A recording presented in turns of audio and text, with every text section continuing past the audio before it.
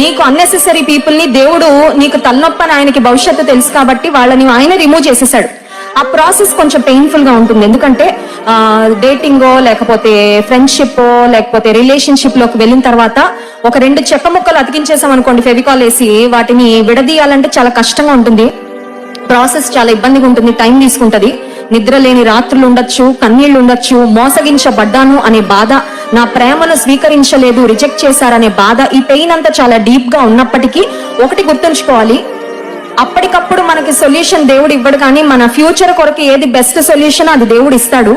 నిన్ను వద్దు అనుకున్న వాళ్ళ కోసం వెంటపడి బాధపడి ఏడ్చి టైం వేస్ట్ చేసి ఆరోగ్యం కోల్పోవడం కంటే నిన్ను ప్రాణప్రదంగా ప్రేమించే యేసే ప్రేమను ఒకసారి గుర్తు చేసుకొని, నిన్ను సరిగ్గా ప్రేమించే వాళ్ళెవరో వాళ్ళని దేవుడే తీసుకొస్తారు నీ లైఫ్ లోకి.